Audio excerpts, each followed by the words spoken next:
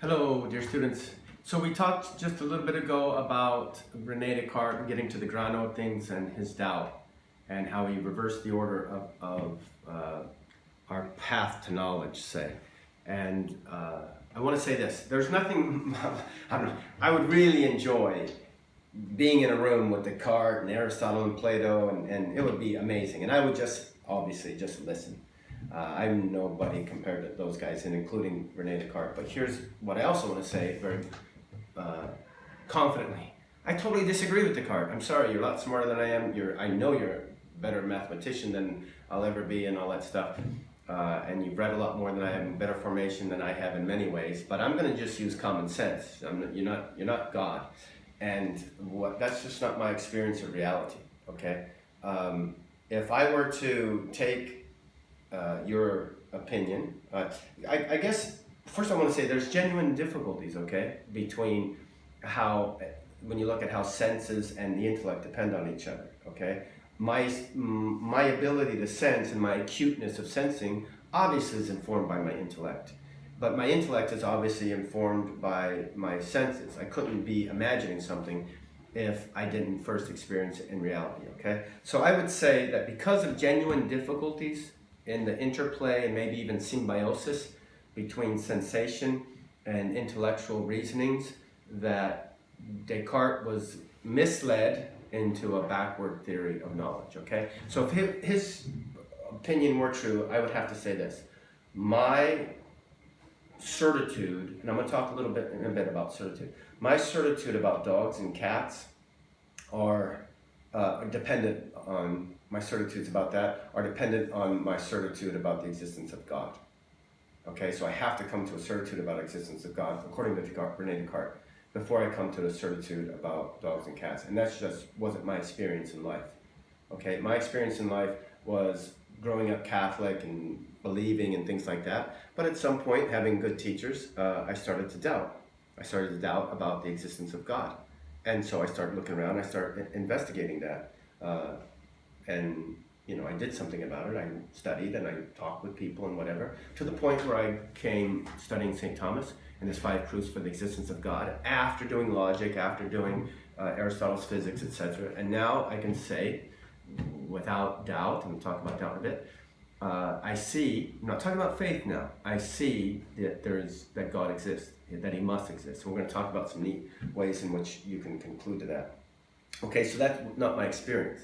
My experience, and especially now that I reflect on it and see for the existence of God, that very understanding really depend on my experience of reality, and therefore that depends on the fact of my sensation. I can say even now, I am more certain that I am sensing now, or that I have no doubt that I am sensing hardness. Just get it down to this. Look at this. I am sensing hardness. There's no doubt in my mind about that. And so René Descartes, I want to point out one other thing also, that René Descartes starts with a kind of trick. I'm not trying to read his mind and say he did this on purpose to trick us, but it really is kind of a trick. He starts off his whole discourse talking about his dreams, and that he had these amazing dreams that it really seemed real to him, and even suggested at least that they were visions from God, that he was given a direction to how to lead his life and things like that in philosophy. And so what happened was, after those dreams, they were so real to him, then he woke up and he said, oh my gosh, what if I'm dreaming now? And now I have to doubt, because my dreams seem real to me and they turned out not to be real.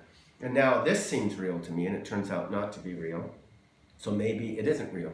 I mean, or it couldn't turn out not to be real as well, just like my dream turned out not to be real. Why can't it turn out not to be real? And I'd say, that's not my experience at all. I know that I'm not dreaming right now. Now here's what I want to say. There might be there is a higher reality than what we have here. So let's talk about dreams, this reality, and another reality. It's called a mystical reality, okay? Heavenly reality. In dreams, you're in a private reality. By definition, when you're sleeping and all these things are going on, nobody else is experiencing that with you. All that stuff, all that interaction, all comes from you. They're images. And they're your little private world. And somebody who lives in Fantasylandia, like if somebody takes drugs and now he's on a high or whatever, that's all inside his mind. And that's fine. I'm not saying it's fun to take drugs, but it's great to dream. And it's great to have dreams, but it's all private. Your dreams aren't my dreams. There's no interplay. Right now, I'm here with the mother. I'm here, there's sister over there. I'm here at Colegio San Esteban. I'm interacting with reality. This is a common reality.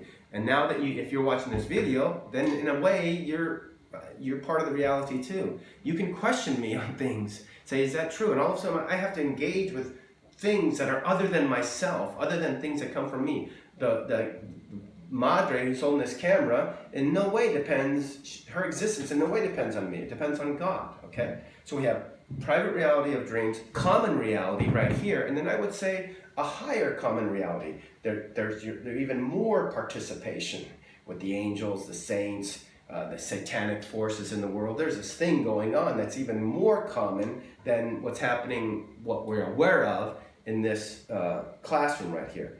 So the truth, I would say, about what Descartes doubt about when he's here, he says, look, I can doubt because maybe this isn't as real as I think it is.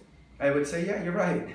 There definitely is a reality más grande than this reality. But that doesn't mean I'm doubting this reality, okay? I don't doubt when I wake up from my dream, I don't doubt that I had a dream, okay? And when I'm here, I'm not doubting that I'm here and touching hard stuff, okay? Now, if I die and I go to eternal life and I'm saying, wow, I never imagined this, look how amazing this is, that doesn't mean that this was false or that I was only dreaming here, this was only kind of reality. We're just talking about more reality. Dreaming, a reality, a private reality. Here, a reality, a common reality.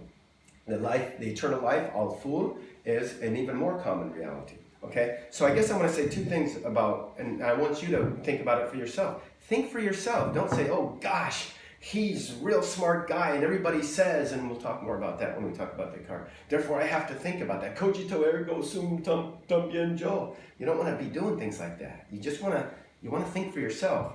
And when I think for myself, I say, you know what? That wasn't my experience. I know, I've seen proofs after long studies of the existence of God. I already knew it by faith, but then I see it with my intellect that it must be so.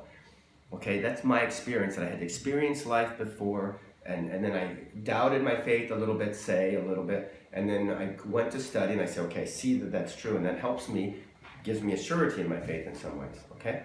And then I want to say about his whole business with dreaming, that's just not my experience either. How did I know that there's a difference between dreams and reality? See that? So you have dreams and dreams and dreams and dreams and dreams and reality. Okay, so there's obviously something different about this. That this is something qualitative because there's a certitude here. And then I would also say that there's a commonality here. There's other people involved of which I know that I would have no control over. Okay, and then we may say maybe he got confused because there's also a kind of higher reality that this makes it look like a dream.